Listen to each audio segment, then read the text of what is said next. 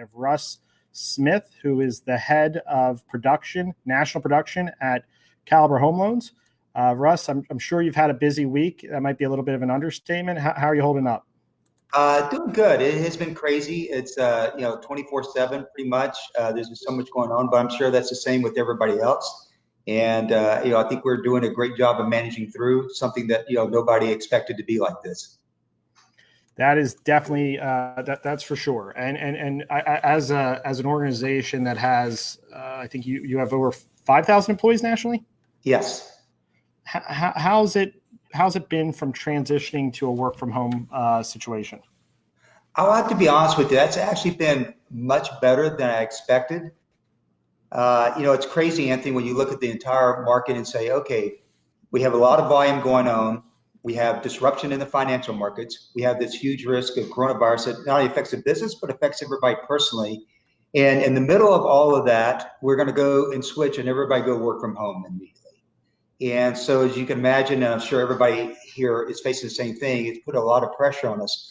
But I will have to say that, at least for Caliber, it has gone extremely smooth on that. We've had very few glitches. I'll be honest, I was worried more about our call centers, whether it be from the servicing side, origination side. Those are a little bit more dependent, but those have actually gone very smooth too.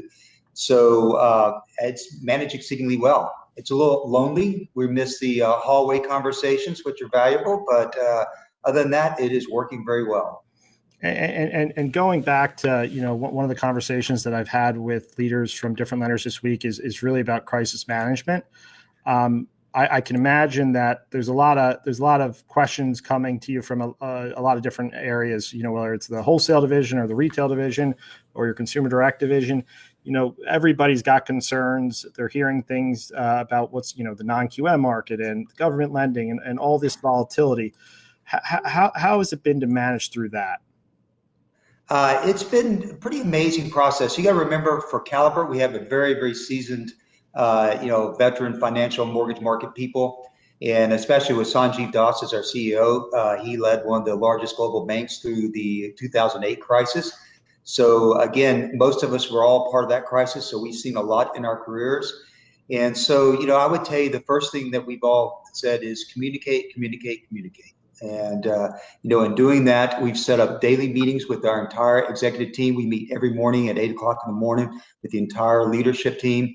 And then separately from that, I actually have probably 4 meetings daily minimum with the entire production leadership team as we manage through this. And so that communication, getting information out to everybody is super important.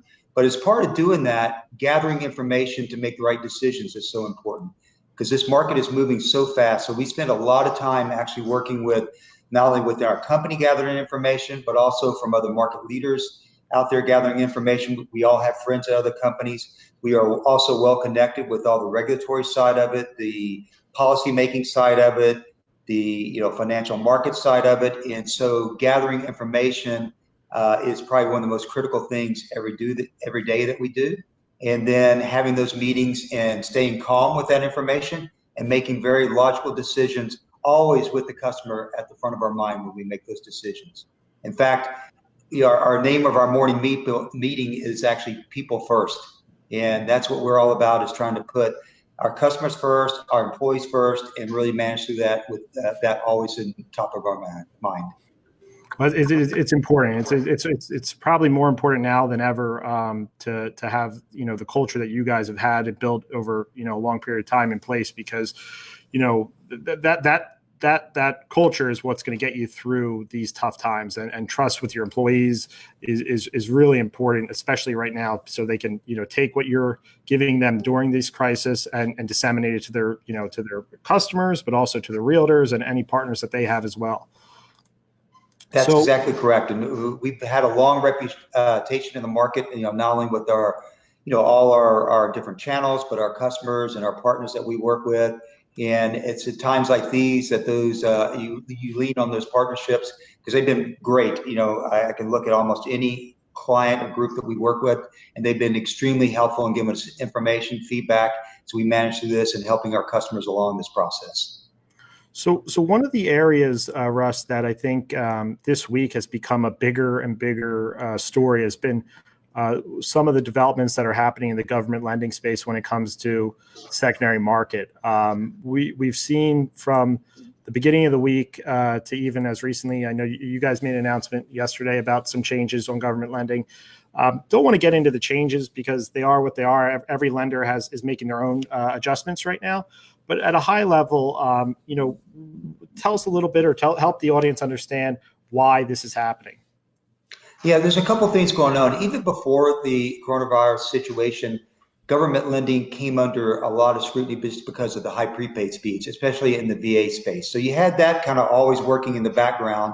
And then as we entered this market and rates started dropping, that became even a bigger fundamental issue. So then that's creating servicing values on the back end side to take a drop in value. But then as we enter the crisis even deeper, then you have the disruption in the financial markets that's going on, what's happening on the MBS pools. And, that started hitting, although that seems to be stabilizing a little bit more.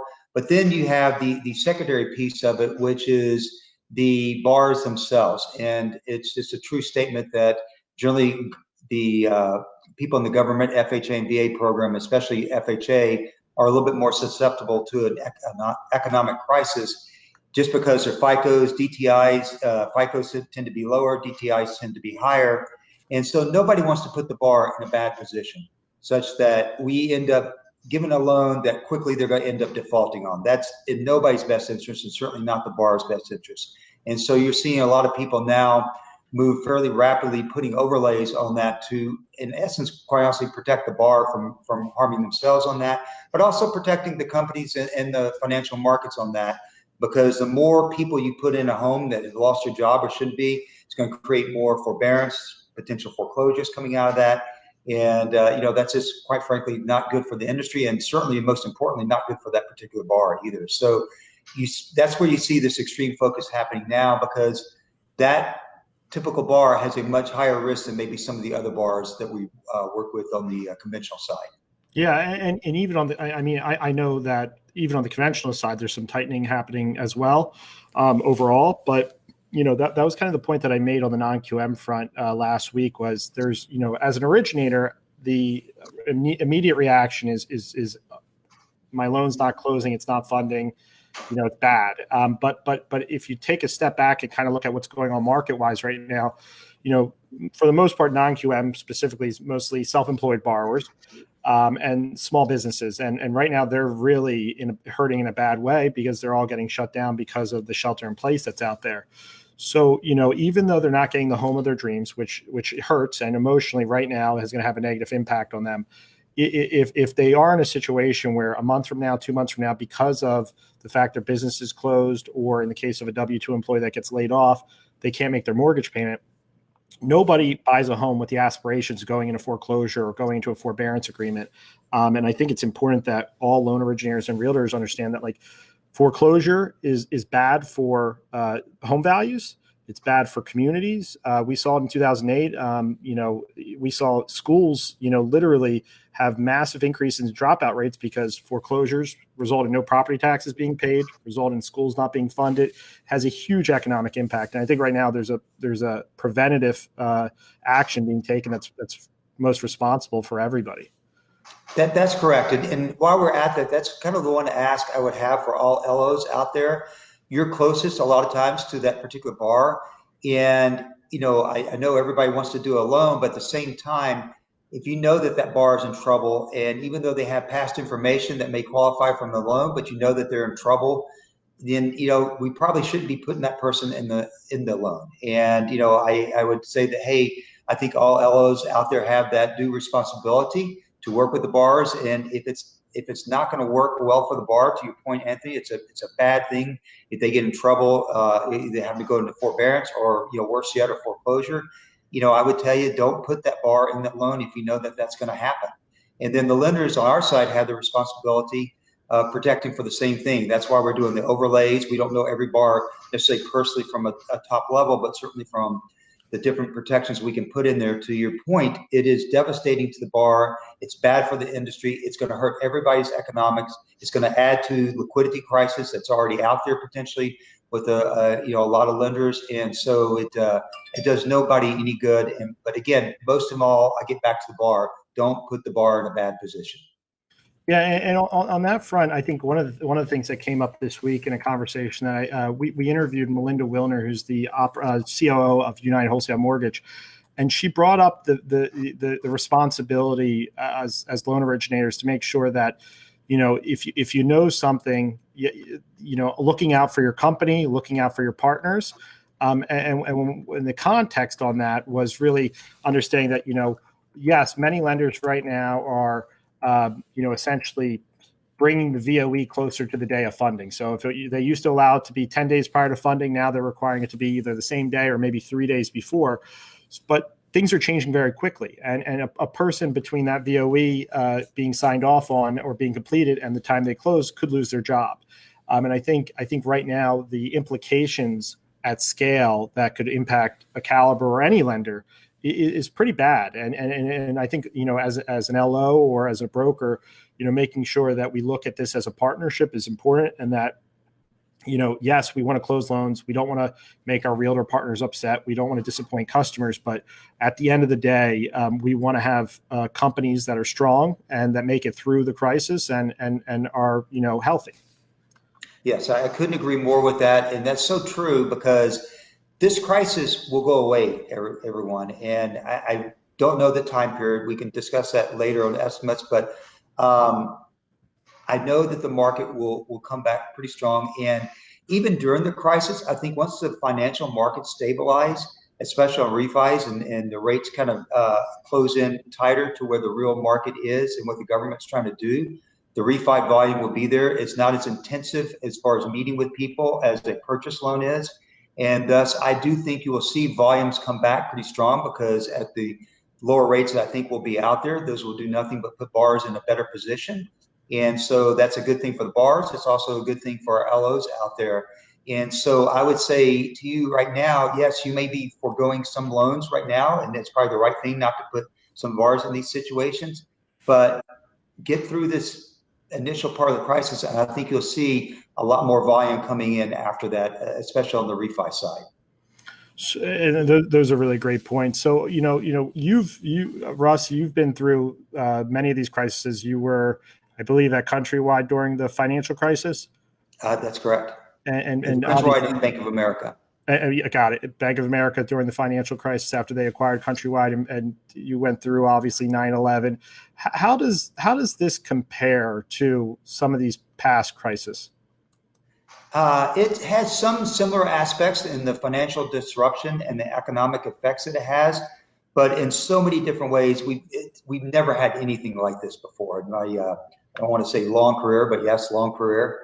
And the reason is the speed at which it happened and the underlying economics before the crisis were pretty good. Where the housing market is example, you could see what was happening slowly before it really happened. That the EP early payment defaults and all were happening. The economy was slipping. The market got overpriced. This thing came on with such a speed that just is unprecedented in how fast it occurred.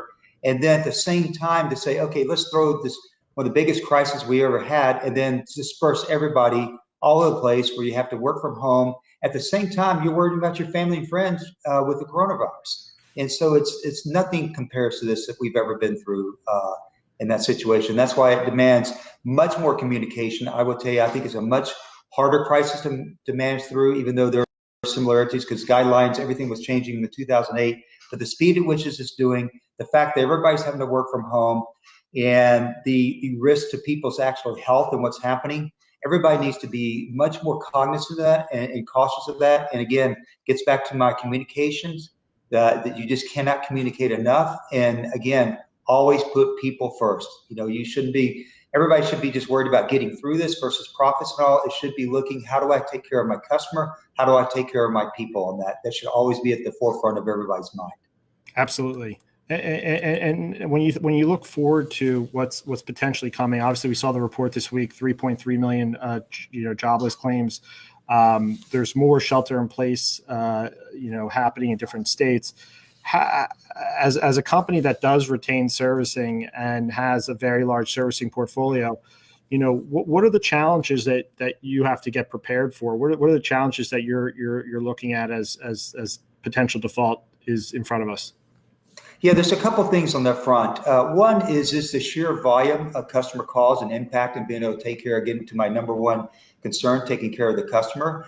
So staffing up to make sure we can handle the call volume. To your point, the call volume that we've had at Caliber is spiked dramatically, just with people calling in with questions, not necessarily all I'm asking for forbearance, but just trying to get information about what's happening.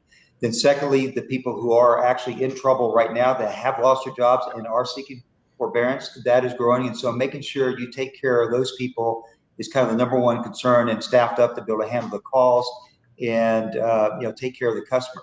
But to your point, that then creates a secondary issue in the fact that I think probably a lot of people have read about recently of the potential advances that requires from the servicer on the forbearance release that are out there.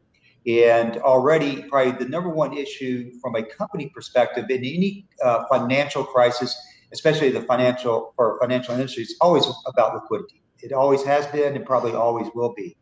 And so you see this situation then potentially add, and you've seen a lot of articles to it as far as, well, okay, if everybody's got to make these advances and there are already potentially, liquidity issues in the market, then how does somebody deal with that? And, number one, it helps to have a very large network to start with, to have number two, at least in Caliber's case, we have a large financial partner backing with Lone Star Capital. Not everybody necessarily has all that, but I think third, more importantly, is we're all working with the government to work through this. There's no secret about what's going to happen out there. So the government is working with us directly on this. Caliber has seats at the table, so I'm sure some of the other people do also. In fact, we're meeting with them right now as we're conducting this interview and helping steer policy on that. So we're taking a very strong leadership role on that I think will be beneficial for the entire industry, not just Caliber, but this is an industry-wide issue, so it's not about a single company. And so I think that the government is very up and aware on that, and seems poised to take proper actions to protect everybody out there, because it's in the best interest of not only the companies but also the customers themselves to have a very stable market on that. Yeah, I have to say, I've been on a couple calls with various CEOs from different lenders, and Sanji's been on those calls, and I definitely could get the sense on those calls that his experience as the leader of City Mortgage during the financial crisis has 100% prepared him for crisis management and understanding what we're heading into and what we're about to deal with, and he was beyond I don't want to say calm, but there's a clear sense of preparation and understanding that now's not a time to panic. Now's a time to collaborate and communicate and really get everybody understanding what how to solve the problem. I couldn't agree more. First of all, Sanjeev is very knowledgeable on this. Like you said, he's been through it. But probably more importantly, too, he has a tremendous amount of connections within the government and the industry, as do a number of our other senior leaders here.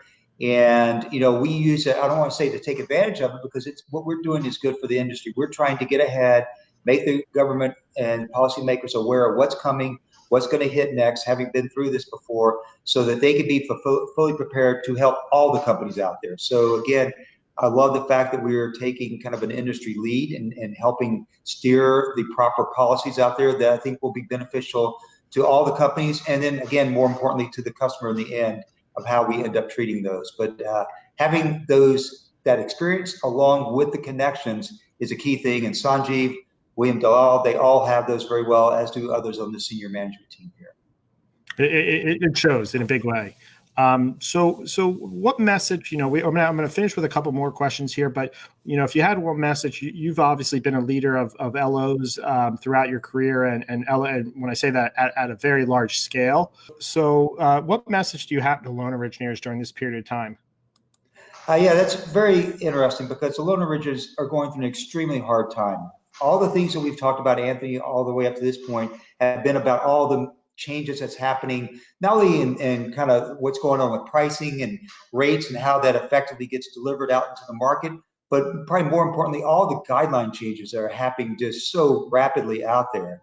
And, especially in the wholesale community, where you are having various partners to work with, everybody's implementing different policies. It's happening very, very fast. And, you're now having to manage your bar through all this with all the things that may change as far as verification of employment, guidelines and everything like that. So the originator's life is already made it just extremely difficult during this time period.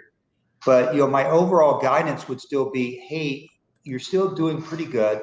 Volumes, if you look at overall industry, are pretty strong, even right now. Now they're not as strong as they were, probably within the last 3 to 5 weeks ago.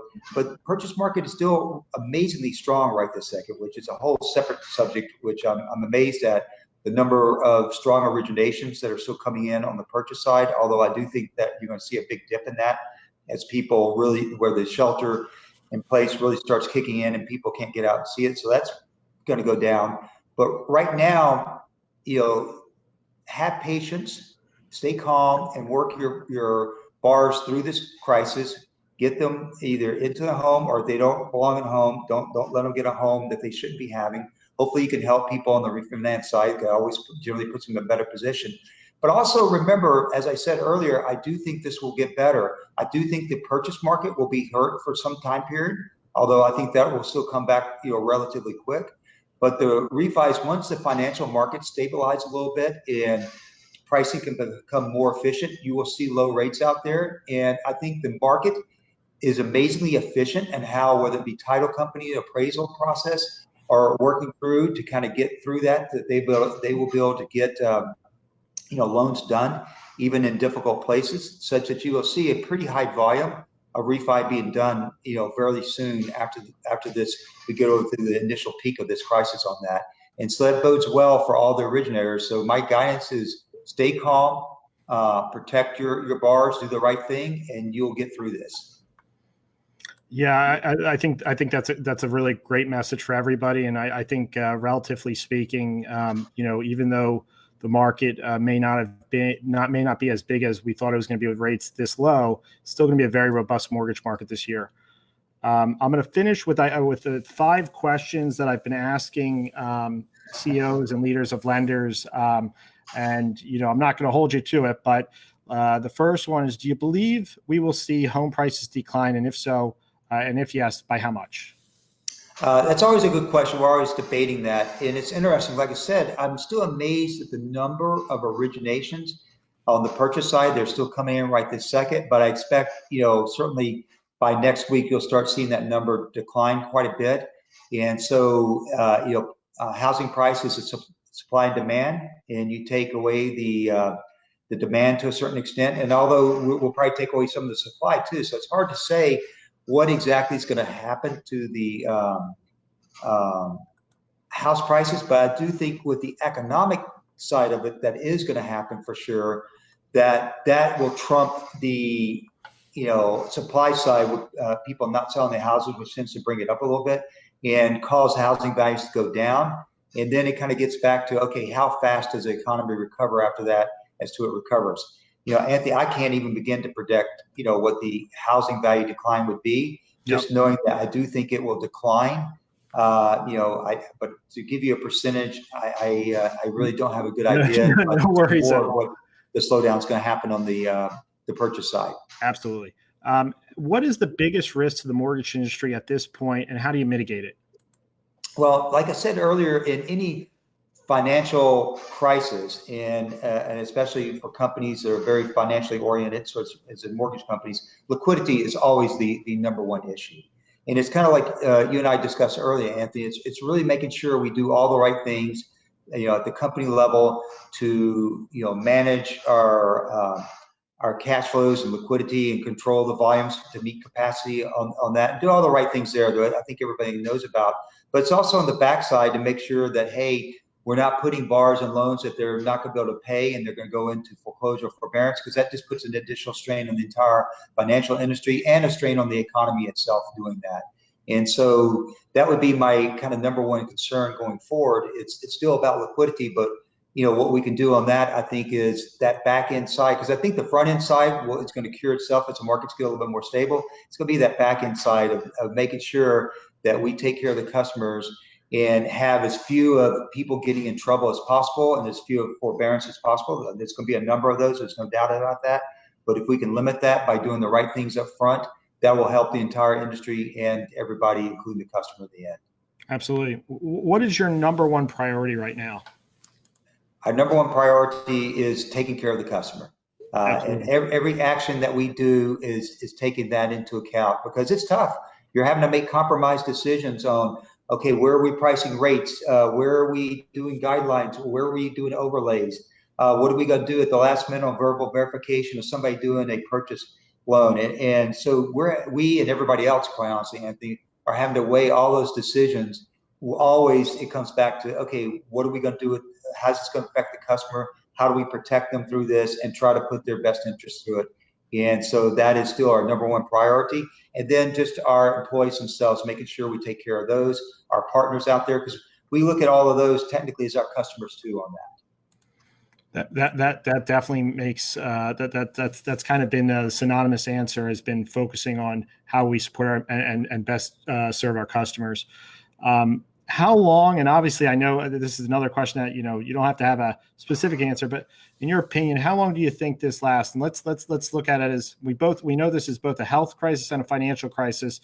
I think, the general consensus is, in context of when the health crisis ends, how long do you think the financial and mortgage banking, part of it continues to go on for past that?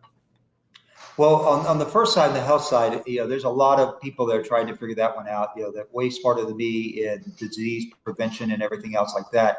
I still think, the U.S. will peak sometime probably in May. I think by the end of May, we'll be on the brighter side of things, but that's just a pure guess, to be honest with you on that, from what we've seen. The problem is, even if that we were lucky that happened and things, started getting better by May, the economic damage is done, and you got to come out of that and recover from that. And so I think on the lending side, you'll see pretty quickly that we'll be up and running, especially with the stimulus packages, the low rates that we'll probably have for the refis. That's why I think that'll come back.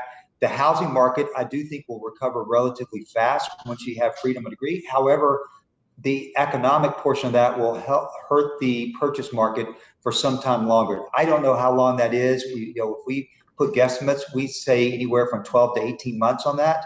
But everybody's got to know that that's a guess. Is we've never really been through a crisis such as this, where it's a disease-related situation that's put a major burden on the financial markets as this one has done. Absolutely. And the last question here is, what is your most optimistic prediction? Well, I would love to say that, hey, sometime in April, we kind of reach the peak and start going down before, the May time period. And that because of that, everybody feels so much brighter about the future that kind of almost stimulates the market itself, because there should be, a pent up, suspension in what people have purchased and done from a consumer level. And that would push the market forward and make that economic hurt a lot less. That then gets the, a lot of these small businesses back hiring the people that have been let go and lost their jobs. And that starts very fast in that last part of May and extends to the summer. And that could give us a much, much faster economic recovery. But that may be wishful thinking. Well, I'm hoping that happens, and I think all loan originators and brokers listening to this are in the same boat, that we all hope that actually happens here in April. Russ, we know you're busy. We know you took you gave us a half hour here, and we really, really do appreciate your time. We know you guys at Caliber are doing everything you can do for loan originators and consumers across the country. So thank you very much for your time, and we greatly appreciate you. Yeah, I appreciate it. And I appreciate your time. You've been an industry leader. You've been getting out there messaging. You've been helping not only us, but all the other lenders with the communications and having everybody do the right thing. So, certainly from Caliber and probably from all the lenders, I could say we really appreciate what you've done to try to help the industry through this crisis. Yeah, and now's the time for us all to, work together. And at the end of the day, I think we can all agree, it doesn't matter what channel you're in or what lender you are. The most important thing for everybody is, we want to have, all of our employees and our teams have jobs. We want to have our consumers getting loans and being able to, fulfill the American dream. And And at the end of the day, now's not a time for pettiness or competition. It's really just a time for unity and doing what's best for our communities. I couldn't agree more. And to that point, I will have to say I'm very impressed with all our competitors who we all have contacts that have been very friendly and actually sharing information back and forth. And I've been just very proud of the industry from doing that. We've all been very open with each other. And the more we continue to do that, the better it is for everybody to conduct their business and take care of not only our customers and borrowers, but also our employees and others in the industry on that. Agreed, and very, very much so. So hope everybody is well. If you need anything, the broker community supports you guys, and thanks for having our back. All right. Thank you so much, Anthony. Have a great day.